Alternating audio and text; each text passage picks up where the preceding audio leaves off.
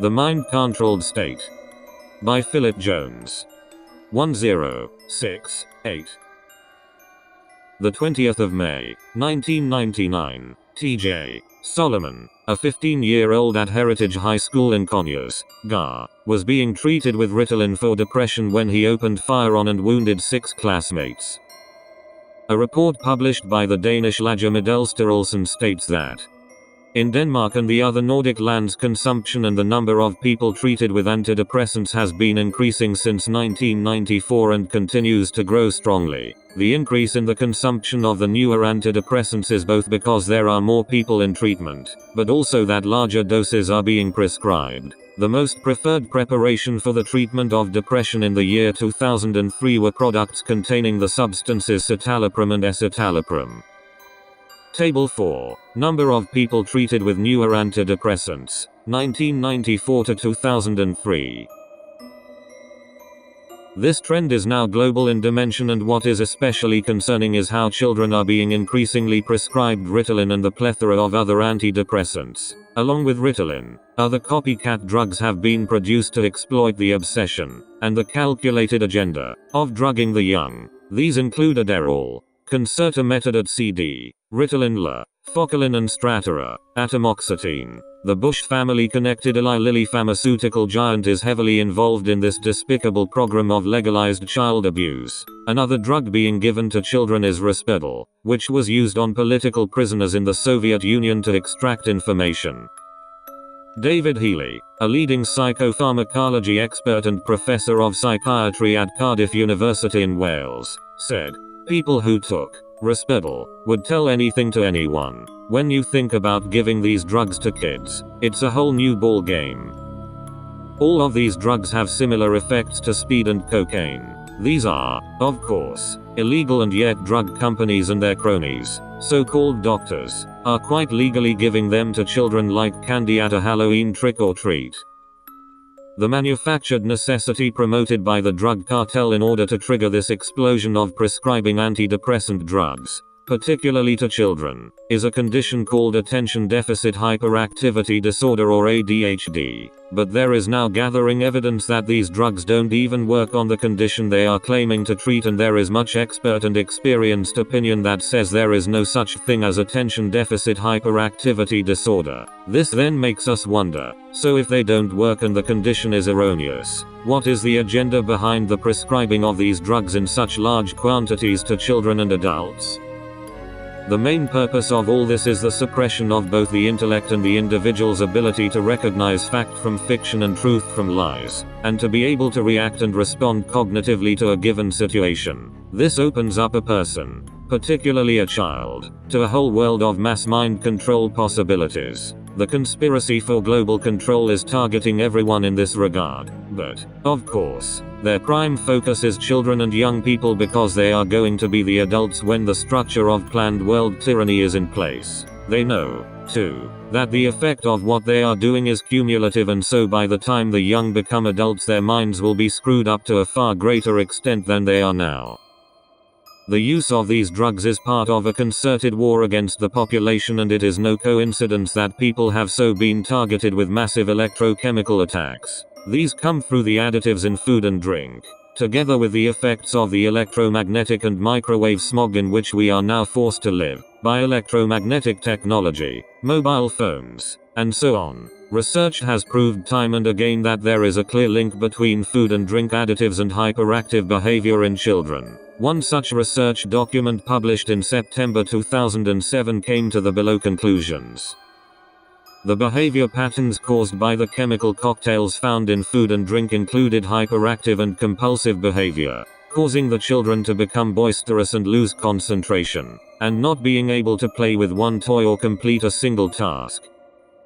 Is it pure coincidence that the pharmaceuticals and their bought and paid for healthcare professionals tell us that the symptoms of attention deficit hyperactivity disorder that must be treated with Ritalin and the like are 1. Difficulty concentrating and keeping attention on tasks or play activities. 2. Will not follow instructions and fail to finish schoolwork, jobs or activities. 3. Easily distracted. 4. Trouble playing or enjoying leisure activities quietly. 5. Hyperactivity. 6. Exhibit impulsive and compulsive behavior. The exact same behavior symptoms of children in an official additives trial and those given these mind-altering drugs like Ritalin for behavior disorder are the same. No wonder, then, that the astonishing rise in the use of these drugs has followed the astonishing rise in the chemical additives in food and drink, even without the electromagnetic effects on behavior. The plan has been to destabilize people physically, mentally and emotionally, weakening their resistance to suggestion via the above-cited methods including education, the media and the use of new technology. In order to deal with those who still won't be programmed and who behave and perceive life and situations differently from the herd, they now developed a chemical failsafe of diagnosing attention deficit hyperactivity disorder and dosing those so diagnosed with these drugs.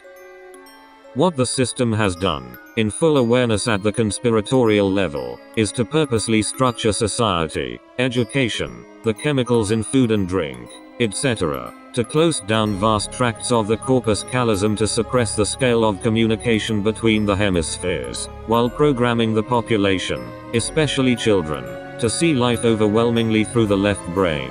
This is one key reason why science has not understood the nature of life and reality. It is populated by left-brainers who can't perceive beyond their university-indoctrinated reality. Therefore, they are obsessed with, and blinkered by, the realm of the material. It is similarly the case with doctors, teachers, politicians and other gatekeepers of the system. They go through the educational mincemeat machine and take their mind-controlled places in positions of power and influence with their right brain under lock and key. This article essay, although primarily written with Denmark in mind, is also applicable to the full complement of Western nations in this first decade of the 21st century. But due to the nature, existing culture and character of the people of this small country and the application of a deliberate and sophisticated experiment aimed at the mass indoctrination of its entire population, success rates have surpassed elsewhere, where comparable results have only been achieved by utilizing coercive force. With the use of a complex array of ideologies, techniques and scams, the Dane has been programmed into a state of illusory reality, delusion, denial and compliance by a conspiracy so devious and diabolical, that when the individual is presented with it, he or she suffers from an automatic response mechanism which creates confusion, refusal to acknowledge the facts and often open hostility to the messenger of those facts, installed by the above means through a welfare state which under the guise of a cradle-to-grave security apparatus, has deliberately and with malice aforethought weakened and undermined the Dane's ability to think for his/herself by installing a sense of virtual reality in the collective national consciousness. As I have written above, all the nations of the West have been and are being subjected to programs intended to produce a similar effect. What makes Denmark in particular and the other Nordic lands generally different is the people's complete and comprehensively programmed sense of blind faith in their respective regimes. It should be emphasized that there are those in Denmark who, since the false flag psyop of 9/11, are beginning to look through the web of deceit and have begun to extricate themselves from the hive. One might ask, where is the harm? Danes seem to have it good compared to many places and the standard of living is still above the average. But when a whole people either consciously or not take their eye off their country's political football and allow their politicians to step by step, drip by drip, take more and more of their personal decision-making away from them and at the same time indoctrinate that populace with a particular dogma and ideology, it becomes only a matter of time before the politicians stop even the democratic charade of asking what the people think and assume complete control over their micromanaged lives, installing the dictatorship in the process. As the British journalist Bell Mooney wrote in the London Daily Mail, "Make no mistake, totalitarianism creeps up on you. One minute you think you live in a free society and then you turn your back and, hey presto, another little rule, a fresh directive, a sneaky law, an insidious diktat, all of them putting up prison bars through which we have to view the world." Or to quote Krishnamurti, "It is not a sign of good health to be well adjusted to a sick society." End of story. Thanks for watching. Maybe you can use it. Remember, thoughts are free. Anonymous Northern Light.